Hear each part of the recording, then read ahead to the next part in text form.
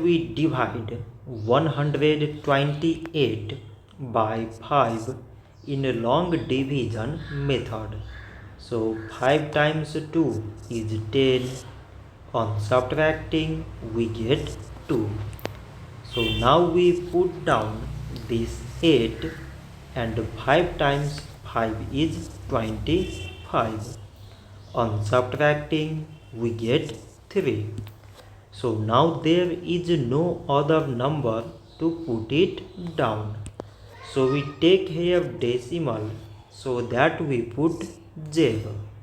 So it is 30 and 5 times 6 is 30. On subtracting we get 0. So 128 divided by 5 is 25.6. So this much for today and thanks for watching.